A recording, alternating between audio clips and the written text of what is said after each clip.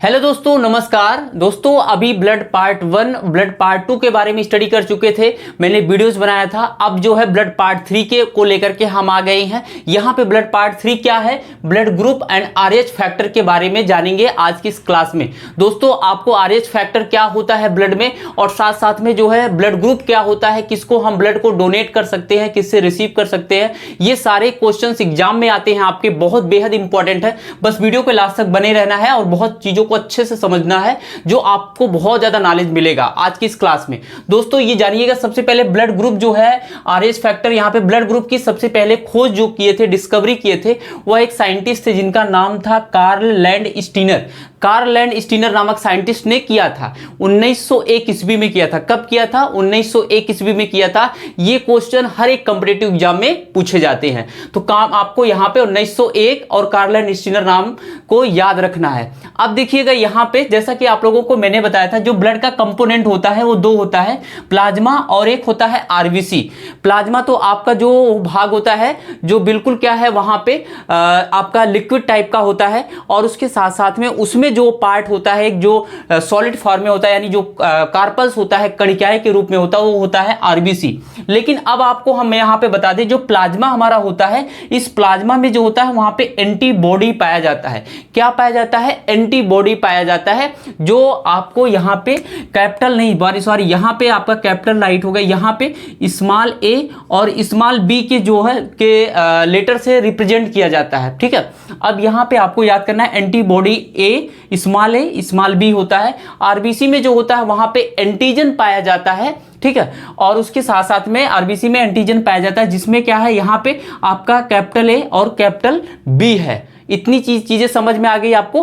तो अब आपको यहां पे जानना है, एंटीबॉडी और एंटीजन, ये दोनों ब्लड में बेहद इंपॉर्टेंट होते हैं। इससे रिलेटेड क्वेश्चन भी पूछा जाता है, बच्चे कंफ्यूज हो जाते हैं, क्वेश्चन का आंसर नहीं दे पाते हैं, जिसमें वहां पे फेल हो जाते हैं। जिससे देखिएगा यहाँ पे दोस्तों, ब्लड ग्रुप जो होता है हमारा, वह ब्लड ग्रुप हमारा 4 पार्ट में डिवाइड है। कितने पार्ट में डिवाइड है? 4 पार्ट में डिवाइड है। अब ये 4 पार्ट कौन कौन सा होता है? पहला नंबर होता है ब्लड ग्रुप ए। क्या नंबर होता है यहाँ पे? ब्लड ग्रुप ए होता है। दूसरा नंबर होता है ब्लड ग्रुप बी होता है। तीसरा है ब्लड ग्रुप ए बी, और चौथा है ब्लड ग्रुप ओ होता है। ठीक है, अब यहां पे आप जान लीजिए कि जो हमारा ब्लड ग्रुप ए होता है, इसका शेप कैसा होता है, इसका क्या होता है, इसका शेप कैसा होता है, आकार कैसा होता है। जब आप किसी पैथोलॉजी पे जाते हो, तो वहां पे कोई पैथोलॉजी का जो वहां का मेंबर होता है, जो हमारे ब्लड को जब लेता है सैंपल को, तो फिर लेने के बाद फिर वहां पे क्या करता है, वो चेक करता है कुछ समय के बाद, और हमें बता देता है कि आपका ब्लड ग्रुप वहां पे कौन सा है। ठीक है, तो वहां पे ब्लड ग्रुप को किस तरीके से चेक करता है, उस चीज को भी आप जान लीजिए, किस तरीके से वहां पे चीजों को जांच करता है। देखिए, ब्लड ग्रुप को आप भी जांच कर सकते हो, हम भी जांच कर सकते हैं, या कोई और भी पर्सन जांच कर सकता है। लेकिन अगर ब्लड ग्रुप के बारे में हमें पता होगा, इसके शेप के बारे में पता होगा, तो अभी तो हम पहचान पाएंगे। जैसे हमें किसी चीज को पहचानना, जैसे जंगल में हम चले गए और अगर कोई बोला कि चलो चंदन के पेड़ को आप पहचानो या चंदन की लकड़ी को पहचानो, तो मुझे पता ही नहीं होगा, पहचान ही नहीं आता होगा, उसके बारे में नहीं पता होगा चंदन की लकड़ी होती कैसी है, चंदन का पेड़ कैसा होता है, कैसी उसमें ब्रांच होते, शाखाएं, पत्तियां कैसी होती। जब हम पहचान ही नहीं पाएंगे तो फिर कैसे क्या कर पाएंगे। इसलिए उन पैथोलॉजी को यहाँ पे जो मेंबर होते हैं वहां पे वो चेक करते हैं, उनको पता होता है कि यहाँ पे इसका आकार कैसा होता है, शेप कैसा, इसी के बेस पे वो पहचान करके हमें बता देते हैं। अब देखिएगा, सबसे पहले आप भी पहचान सकते हो कैसे। देखिए, इसका जो शेप होता है, ये ए, यहाँ पे क्या है, ब्लड ग्रुप यहाँ पे ये ए है। अब जो ब्लड ग्रुप यहाँ पे ए होता है, उसमें क्या होता है, इस तरीके से देखिए, ट्राइंगल के आकार का, पहले ऐसे राउंड रहेगा और उसके ऊपर जो है चारों तरफ जो है यहाँ पे ट्राइंगल का ये शेप बना रहेगा। ठीक है, ये ट्राइंगल का शेप आप देख रहे हो, ये ट्राइंगल का शेप रहेगा। और अगर ऐसे ही ट्राइंगल का शेप आपको दिखाई देता है ब्लड ग्रुप में, तो फिर वहां, सॉरी ब्लड में, तो वहां पे ये हमारा ब्लड ग्रुप क्या होगा, ए होगा। ठीक है, इसी के बेस पे हम पहचानते हैं, और पैथोलॉजी के जो लोग होते हैं वो भी पहचानते हैं इसी के बेस पे। तो ये हो गया हमारा जो है ब्लड ग्रुप ए हो गया, जिसमें ब्लड ग्रुप जो है यहाँ पे एंटी जो बॉडी होता है, एंटीबॉडी आप देखिएगा यहाँ पे मैंने अभी बताया था एंटीबॉडी ए बी ना। अब जैसे ब्लड ग्रुप आपका ए रहेगा, तो उसमें क्या होता है, उसमें वहां पे जो एंटीबॉडी होता है वह सेम जो लेटर का नहीं पाया जाता, वो उसका अपोजिट सेम होता है। यानी ब्लड ग्रुप ए है तो यहाँ पे ब्लड ग्रुप जो है, सॉरी एंटीबॉडी जो होगा वहां पे बी होगा। यानी ब्लड ग्रुप ए में एंटीबॉडी कौन पाया जा रहा है, बी पाया जा रहा है। और जो हमारा एंटीबॉडी होता है, उसका जो शेप होता है, उसका जो आकार होता है दोस्तों, वो ये इस तरीके से होता है, वाई के आकार का। ये आप देख पा रहे हो, ये वाई के आकार का होता है, जिस तरीके से वाई होता है हमारा लेटर में, ठीक है, उस तरीके से जो है यहाँ पे अल्फाबेट में उस तरीके से यहाँ पे वाई का आकार का होता है। लेकिन इसके जो आकार होता है ऊपर वाई वाला, ये स्ट्रक्चर जो होता है ऐसे राउंड में होता है, यानी ऐसे कर्व में होता है, कर्व में, ऐसे कर्व में होता है, ठीक है। जिससे क्या होता है, इसमें जो होता है, इसमें जो ये राउंड वाला है आपको पता है, यहाँ पे जो ट्राइंगल का आकार का दिखता है, ये वाला चीज इसमें जाकर के फंसता नहीं है, नुकीला रहेगा ये, और ये भी नुकीला टाइप का रहेगा। दोनों का शेप, अगर दोनों का शेप क्या होगा, सेम होगा ना, तो वो एक दूसरे से जाकर के ऐसे फंस जाएंगे, जिससे क्या होगा, ब्लड का सर्कुलेशन नहीं होगा, वो ब्लड वहां पे थक्का बनने लगेगा। जब थक्का बनेगा तो हमारे ब्लड में फंक्शन नहीं होगा, ब्लड का फंक्शन नहीं होगा, जिससे प्रॉब्लम क्रिएट होगी वहां पे, ठीक है। तो इसलिए ब्लड का हमेशा ट्रांसपोर्ट होना, हमेशा फ्लो होना बहुत जरूरी होता है। इसलिए जो है ये चीजें इसमें फंसती नहीं है, क्योंकि ये राउंड आकार का होता है और ये जो होता है ट्राइंगल का आकार का होता है, इसलिए जो है यहां पे ये चीजें होती हैं। तो आपको ब्लड ग्रुप ए में कौन सा ब्लड एंटीजन एंटीबॉडी पाया जाता है, एंटीबॉडी बी पाया जाता है। इतनी चीजें क्लियर हो गई। अब देखिएगा यहाँ पे दोस्तों ब्लड ग्रुप बी है। ब्लड ग्रुप बी क्या होता है, ब्लड ग्रुप बी जो होता है वह सेम इसी तरीके से, ये भी इसका भी आकार होता है, राउंड भी ऐसे होता है, लेकिन उसके ऊपर जो स्ट्रक्चर होता है वो चेंज होता है, वो बदला होता है। ये इसमें ट्राइंगल का शेप था, इसमें लेकिन कर्व का शेप हो गया, यानी ऊपर जो है ये पूरा का पूरा शेप जो है ये पूरा का पूरा कर्व हो जाए, ठीक है। आपको दिखाई दे रहा होगा यहाँ पे पूरा ये कर्व हो जाता है। तो ये जो शेप होता है यहाँ पे, इसको बोलते हैं ब्लड ग्रुप बी। अगर ऐसे शेप आपको ब्लड में दिखाई देता है तो ब्लड ग्रुप वहां पे आपका बी होगा, ठीक है। अब इसके बाद फिर से जो है यहाँ पे जो एंटीबॉडी की हम बात करेंगे, एंटीबॉडी जो होता है इसमें ब्लड ग्रुप बी होगा तो एंटीबॉडी इसमें भी क्या होगा, ए होगा। क्या होगा इसमें, ए होगा, ठीक है। सेम लेटर का नहीं होता है, वहां पे डिफरेंट हो जाता है। तो यहाँ पे ब्लड ग्रुप एंटीबॉडी ए हो जाता है, जिसका एंटीबॉडी जो ए होता है उसका जो शेप होता है वो कैसा होता है, सेम वाई के स्ट्रक्चर का, जैसे बी में इसमें ए में पाया गया था ऐसे ही होता है। बट यहाँ पे क्या होता है, ये ऊपर का स्ट्रक्चर थोड़ा इसमें भी चेंज होता है। इसमें क्या होता है, इसमें आपको राउंड ऐसे था, लेकिन इसमें क्या होता है ऐसे कर्व में होता है, यानी ऐसे बीच में, ठीक है। जिससे क्या होता है कि जो यहाँ पे ये राउंड लाइक स्ट्रक्चर होता है, यानी कर्व में स्ट्रक्चर होता है बी के ऊपर, जो ये जो है आकार जो होता है इस आकार में जाकर के फिट बैठता नहीं है। और जब बैठता नहीं है तो ब्लड का वहां पे सर्कुलेशन होना, वो फ्लो होना जो है स्टार्ट रहता है, वो चलता रहता है, ब्लड फ्लो होता रहता है। देखिए जब कोई भी चीजें सेम शेप में आ जाएंगी ना, वो जैसे हमारी ये फिंगर है, आप मान के चलिए यहाँ पे ये हमारी फिंगर है। अब ये फिंगर अगर ये बीच में पूरा का पूरा एक शेप आ जाएगा, एक शेप में आकर के ऐसे बैठ जाएगा, जब ऐसे बैठ जाएगा तो फिर क्या होगा, ये चीजें आगे बढ़ेंगी नहीं। अगर ये बैठेगा नहीं ना, बगल से ऐसे होकर के ऐसे आगे की तरफ निकल जाएगा। तो ब्लड का हमारा फ्लो होना शरीर में बहुत जरूरी, जो ऐसे आगे की तरफ बढ़ता जाता है, जैसा कि मैंने आपको यहां पे बता दिया। तो ब्लड ग्रुप बी में क्या होता है, यहां पे एंटीबॉडी जो होता है ए पाया जाता है, जिसमें ऊपर का स्ट्रक्चर जो होता है इस तरीके से होता है। आपको क्लियर हो गया। चलिए अब आगे हम बढ़ते हैं। यहाँ पे ब्लड ग्रुप ए बी है।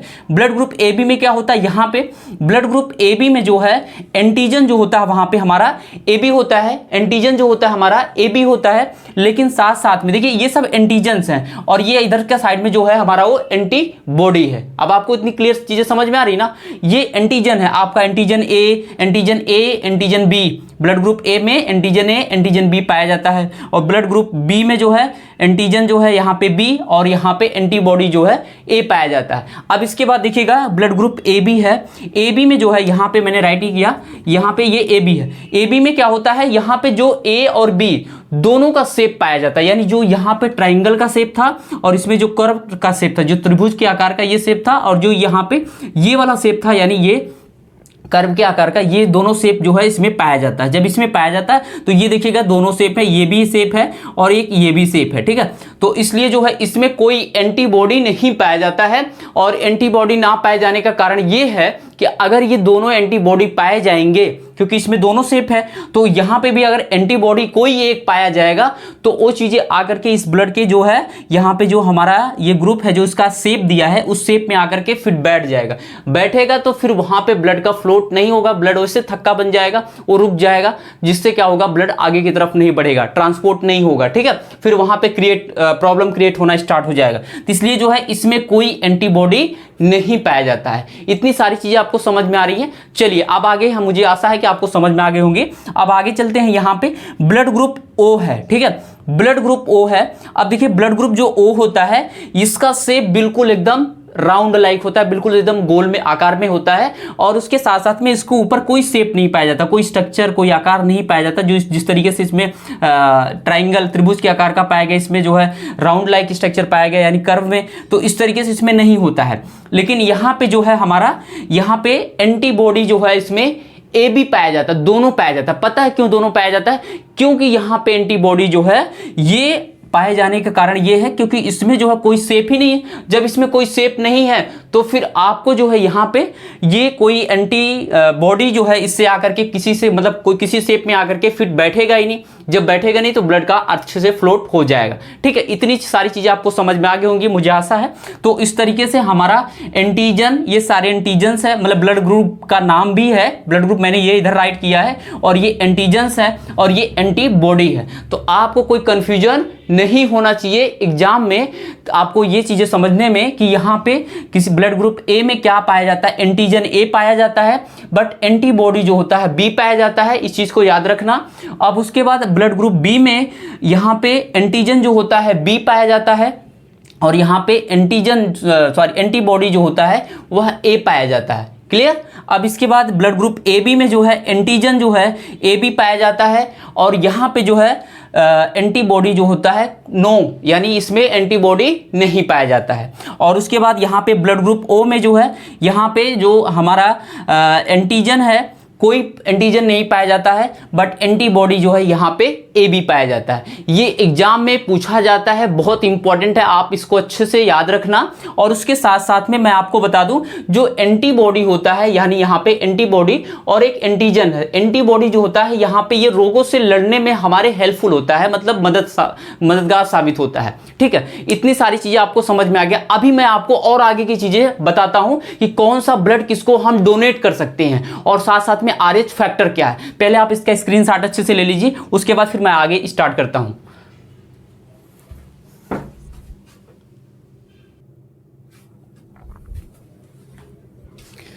चलिए दोस्तों, अब यहां पे हम जानते हैं कि RH, सबसे पहले यहां पे ब्लड ग्रुप हम जानते हैं किस किस ब्लड ग्रुप को हम यहां पे डोनेट कर सकते हैं। सबसे पहले आप यहां पे देखिएगा, ब्लड ग्रुप हमारे 4 होते हैं, आपको मैंने पहले ही बता दिया। अब यहां पे ब्लड ग्रुप ए बी और O, किस किस को ब्लड ग्रुप दिया जा सकता है। देखिए, सबसे पहले ब्लड ग्रुप ए जो है, ए को जो है डोनेट हम कर सकते हैं। डोनेट का मतलब दान करना। जैसे आप लोगों ने देखा होगा, जब किसी भी कोई पेशेंट होता है, हॉस्पिटल में भर्ती होता है, उसे ब्लड की कमी हो जाती है, डॉक्टर बोलते हैं कि आप ब्लड, उसके परिजनों से बोलते हैं कि ब्लड लेके आइए और इसे ब्लड चढ़ाना है। या तो फिर आप ब्लड बैंक, वहां पे ब्लड बैंक पे जाते हैं ब्लड को लाने के लिए सेम ब्लड ग्रुप का, या तो फिर अपने सगे संबंधियों से ब्लड ग्रुप को क्या करती हैं, मंगाती हैं। किसी के पास होता है तो बोलते हैं कि आप ब्लड ग्रुप, अपना ब्लड दे दीजिए ताकि उसकी जान वहां पे बच सके। देखिए कि उसकी जान बचाने के लिए पेशेंट की वहां पे ब्लड की जरूरत होती है। तो यहां पे ब्लड ए, अगर कोई पर्सन का व्यक्ति है ब्लड ग्रुप ए का, तो वह ए वाले पर्सन से ले सकता है, ए वाले ब्लड ग्रुप पर्सन से ले सकता है। अगर बी है तो बी से भी क्या कर सकता है, वहां पे ले सकता है। और अगर ए बी है तो ए बी से ले सकता है, और ओ है तो ओ से ले सकता है। यानी सेम टाइप के ब्लड ग्रुप अगर किसी का है तभी आप वहां पे उससे ले सकते हो, उसको अपने बॉडी में चढ़ा सकते हो, तभी आपके बॉडी में आप लॉन्ग टाइम तक जिंदा रहेंगे। अदरवाइज नहीं तो फिर प्रॉब्लम क्रिएट हो जाएगी। अगर किसी दूसरे ब्लड ग्रुप को लेंगे तो वहां पे आपके बॉडी में वो फंक्शन ही नहीं होगा, जिससे कि वहां पे हमारी आरबीसी जो होंगी वो मर जाएंगी, फिर वहां फंक्शन नहीं होगा, उस पर्सन की भी मृत्यु हो जाएगी, वहां पे डेथ हो जाएगी। देखिएगा, blood group A B same type का ले लिया, लेकिन यहाँ पे एक चीज और होती है। जैसे यहाँ पे क्या होता है, ब्लड ग्रुप जो ए बी है, ये ए बी बहुत इंपॉर्टेंट है। ए बी क्या कर सकता है यहाँ पे, इसमें मैंने आपको बताया था अभी इसके पहले जो है, ये सभी से ब्लड ग्रुप को ले सकता है, सभी से ब्लड ग्रुप को क्या कर सकता है, ले सकता है। यानी ए से भी ले सकता है, और ए ऑलरेडी बी से तो ले ही रहा है, बी से भी ले सकता है, और अपने सेम टाइप से ले ही रहा है, ओ से भी ये ब्लड ग्रुप ले सकता है। इसलिए ए बी को क्या बोलते हैं, यूनिवर्सल रिसेप्टर बोलते हैं। क्या बोलते हैं, यूनिवर्सल, यहाँ पे रिसेप्टर बोलते हैं। मैं यहाँ पे राइट कर देता हूँ, स्पेस ना होने के कारण नीचे मैं राइट करता हूँ। ए बी को जो हम क्या बोलते हैं, यूनिवर्सल यहाँ पे रिसेप्टर बोलते हैं। ठीक है, यूनिवर्सल रिसेप्टर बोलते हैं। और उसके साथ साथ में अब देखिए, जो ओ वाला है ये भी बेहद इंपॉर्टेंट है, क्योंकि ओ जो होता है यहाँ पे सभी टाइप के ब्लड ग्रुप को वहां पे दे सकता है, यानी ले तो किसी से नहीं सकता, सिर्फ अपने ओ टाइप से ले सकता है, लेकिन यहाँ पे क्या करेगा, ये जो है ये सभी से को दे सकता है। ये आपको ए को भी दे देगा, ये ए बी को भी दे देगा, ये ए बी को भी दे देगा, ऑलरेडी यहाँ पे ओ को दे ही रहा है, इसलिए बी को क्या करते हैं, यहाँ पे बी को जो है यहाँ पे हम यूनिवर्सल यहाँ पे डोनर के नाम से जानते हैं, यूनिवर्सल डोनर, ठीक है, यूनिवर्सल यहाँ पे डोनर के नाम से जानते हैं। पूरा कंप्लीट मैंने नहीं लिखा है, यहाँ पे आप समझ लीजिए यूनिवर्सल डोनर के नाम से जानते हैं, यानी ओ किसी का ब्लड ग्रुप है तो वहां पे सबसे ज्यादा क्या करेगा, वह अपने टाइप को नहीं दे सकता है, साथ साथ में पूरे टाइप को दे सकता है ब्लड ग्रुप। अगर ए बी है वह सभी से ले सकता है। इतनी चीजें समझ में आ गया। लेकिन एक चीज और जान लीजिए, ब्लड ग्रुप अगर वहां पे किसी का ए बी है तो वह मोस्टली वहां पे थोड़ा बीमार हो सकता है, क्योंकि उसमें वहां पे क्या होता है, एंटीजन नहीं पाया जाता। अभी मैंने इसके पिछले जो अभी मैंने राइट किया था उस पर मैंने आपको बताया था कि जो है यहाँ पे ए बी जो है बीमार पड़ सकता है, लेकिन ओ जो होता है वह हमेशा, जिसका ओ होता है वो जल्दी बीमार नहीं होता, क्योंकि वो लोगों को दे सकता है, ठीक है। इसलिए जो है यहाँ पे हम जो है अगर कोई किसी को दे रहा है तो यहाँ पे ये पॉजिटिव हो जाएगा, अगर ए बी है तो वहां पे किसी से ले रहा है तो ये निगेटिव हो जाएगा। आप लोगों ने चार्ज सुना ही होगा। लेकिन अब यहाँ पे हम आगे की चीजें बताते हैं।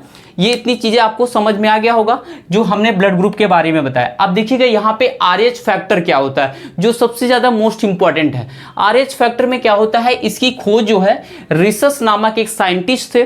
कौन थे? एक रिसर्च नामक साइंटिस्ट थे, जिन्होंने बंदर की लाल रुधिर कणिकाओं में हुई थी। इसकी खोज जो है बंदर की लाल रुधिर कणिकाओं में उन्होंने पाया था कि जो है वहां पे एक प्रतिजन, यानी ये जो है एक प्रतिजन है, जो आरएच फैक्टर है वह एक प्रतिजन है, यानी एंटीजन है, और जो सबसे पहले बंदर की लाल रुधिर कणिकाओं में पाया गया, देखा गया। किसके द्वारा? वहां पे साइंटिस्ट के द्वारा। अब रिसर्च जो है वहां पे साइंटिस्ट के द्वारा देखा गया। अब इसके बाद यहाँ पे दूसरा है, यह विश्व में लगभग 80% मनुष्यों में पाया जाता है। पूरे विश्व में देखा गया कि बंदर के बाद मनुष्यों में भी चेक किया गया तो वहां पे 80% लोगों में ये पाया जाता है। और उसके साथ साथ में भारत में अगर हम बात करेंगे तो 93 यानी 93% जो है यहाँ पे किस में पाया जाता है, यहाँ पे मनुष्यों में ये पाया जाता है। क्लियर इतना? अब देखिएगा इससे रिलेटेड क्या होता है, एक डिजीज होता है। इससे रिलेटेड क्या होता है, एक डिजीज होता है। जो हमारा आरएच फैक्टर होता है ना, इससे रिलेटेड एक डिजीज होता है। अब यहाँ पे ये डिजीज जो होता है बहुत घातक होता है। इसका नाम होता है इरिथ्रोब्लास्टोसिस। क्या नाम इसका? इरिथ्रोब्लास्टोसिस जो है, और जिसको बोलते हैं फिटल्स।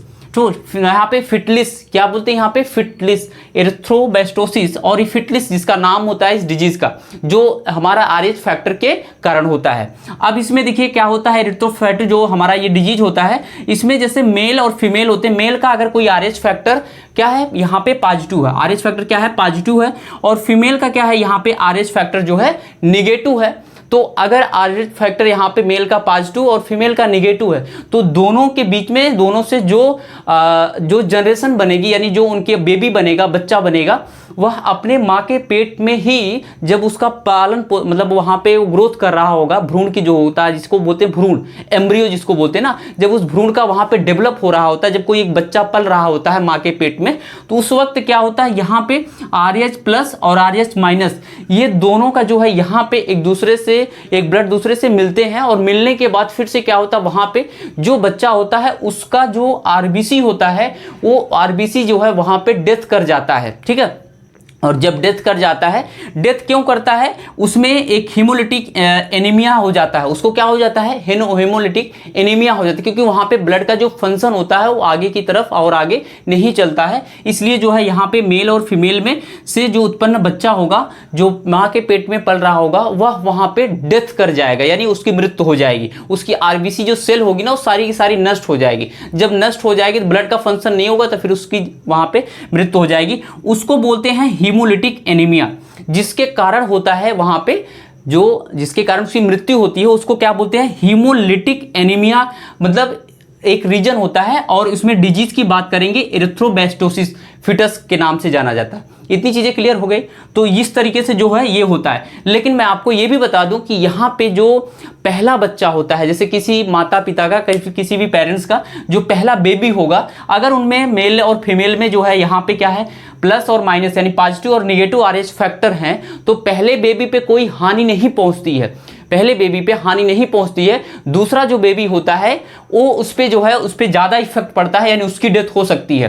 पहले बेबी पे बहुत ज़्यादा इसका इफेक्ट नहीं पड़ता है, तो दूसरा बेबी जो है वहाँ पे डेथ कर सकता है, समय से पहले ही जो है उसकी डेथ हो जाएगी, यानी 9 महीना पहले ही जो उसकी डेथ हो जाती है। इस तरीके से अगर उस बच्चे को बचाना है और फिर दोबारा फिर वो बच्चा वहाँ पे अगर दोबारा से कोई चाहेगा कि बच्चा वहाँ पे पैदा हो या उनको बच्चा हो, तो फिर दोबारा से वो बेबी वहाँ पे नहीं ले सकती, यानी वो माँ जो है किसी दूसरे बच्चों को जन्म नहीं दे सकती है। अगर वहाँ पे चाहते हैं कि नहीं हाँ अच्छे से वो बेबी सेफ रहे, तो उसको क्या करना होगा, वहाँ पे टाइम से पहले ही उस बच्चे को जो है वहाँ पे बॉडी से उनके बाहर निकाल करके किसी जो है उसमें रखना पड़ेगा, जो है आईसीयू में ले जा करके रखना पड़ेगा, जिसमें आईसीयू में ले जाने के बाद फिर से वो बच्चा कुछ समय के बाद वो अपना धीरे धीरे करके ग्रोथ करेगा। तो ये रीजन होता है जो ऑपरेशन के थ्रू होता है, माँ के पेट से उस बच्चे को बाहर निकाल दिया जाता है और उसको उस तरीके का एनवायरनमेंट प्रोवाइड कराया जाता है जो बाहर की आज की अलग से टेक्नोलॉजी है उसके बेस पे किया जाता है। तो इस तरीके से उस बच्चे को बचा सकते हैं, बेबी को बचा सकते हैं। तो ये दोस्तों जो होता है इरिथ्रोब्लास्टोसिस जो डिजीज होता है, यहाँ पे ये RH फैक्टर के ही कारण होता है। तो शायद मुझे आशा है कि आप सभी को ये सारी चीजें समझ में आ गई होगी और बहुत सारी जानकारियां आपको मिली होंगी हमारी इस वीडियो से। तो वीडियो को लाइक करना, शेयर करना, चैनल को सब्सक्राइब करना और किसी भी एग्जाम में जाकर के धड़ल्ले से सारे क्वेश्चन का आप लोग आंसर देना। और अब आपको कोई डाउट नहीं होगा, आपका हर एक एग्जाम बहुत अच्छा होगा। थैंक यू दोस्तों, चैनल को सब्सक्राइब करना ना भूलिएगा। पार्ट 4 बहुत जल्द आएगा।